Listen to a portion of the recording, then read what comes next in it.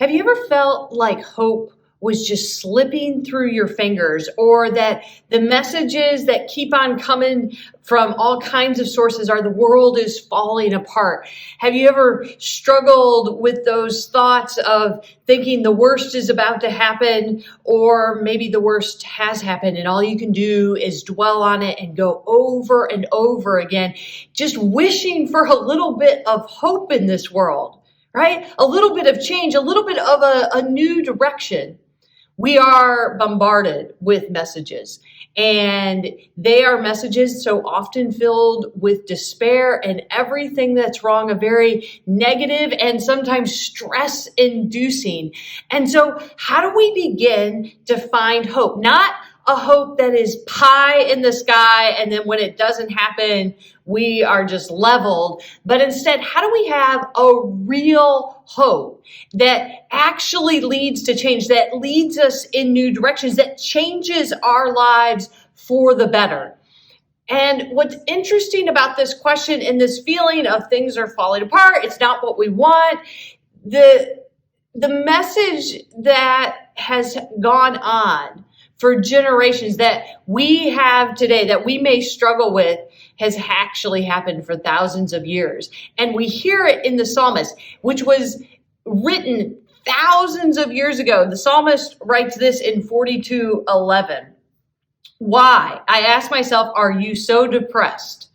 Why are you so upset inside? Hope in God, because I will again give him thanks, my saving presence and my God. Right? So the psalmist right there is like, my life is awful. Like, why am I so depressed? And then we see the psalmist like, okay, I need to hope in God.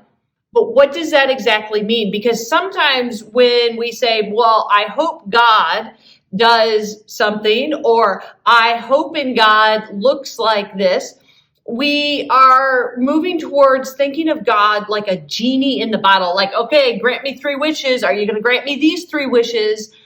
And so what would be a helpful way to begin to think about that? Okay, so if we're in the pits of despair, or we're just feeling bombarded with negativity, if we're kind of feeling that stress of others, of things falling apart, how do we have a hope in God that changes us, that actually matters? What does that begin to look like? And Romans 5 verses 2-5 actually give us this sense of what this means. We have access by faith into this grace in which we stand through him, and we boast in the hope of God's glory. But not only that, we even take pride in our problems, because we know that trouble produces endurance, endurance produces character, and character produces hope. This hope doesn't put us to shame, because the love of God has been poured out in our hearts through the Holy Spirit who has been given to us. So the writer of Romans, named Paul, makes it very, very clear that God's love and God's grace are ever present in every moment of our lives. Like, it is constant and constantly being poured out. And that when we are experiencing situations, circumstances that aren't great, that kind of go, I don't know if there is anything to hope in. What do we hope? How do we hope in God?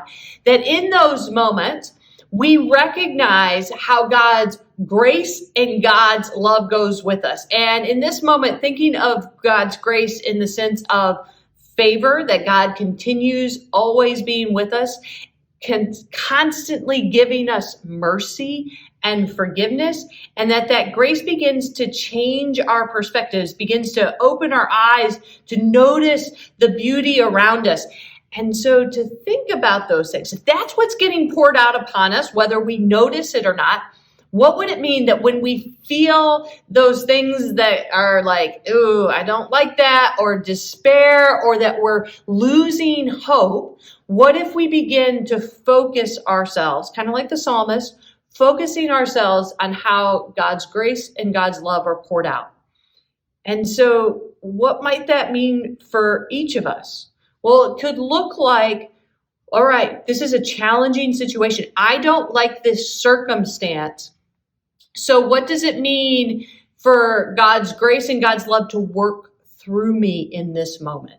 What does it mean for me to not only hold on to, but begin to share it with others?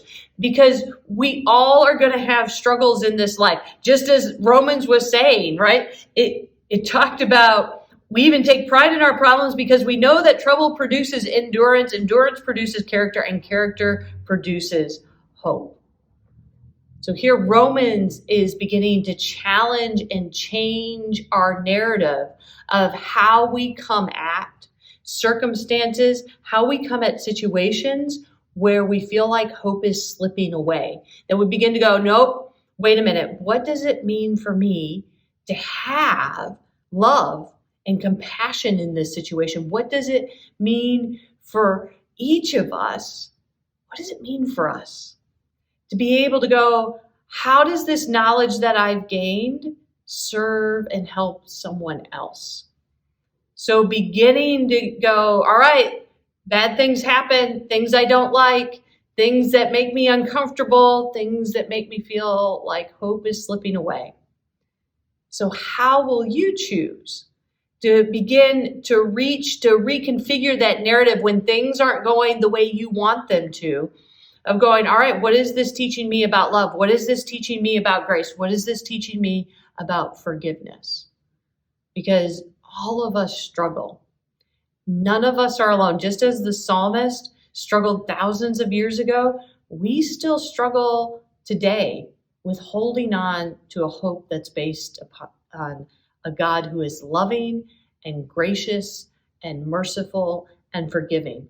So how will you hold on to a hope that changes your narrative, changes your relationship to the situations and circumstances that want to actually snuff out that hope? How will you begin to live into, to be refined by those things so that your life produces more love, grace, forgiveness, empathy, compassion for others? Have a great one.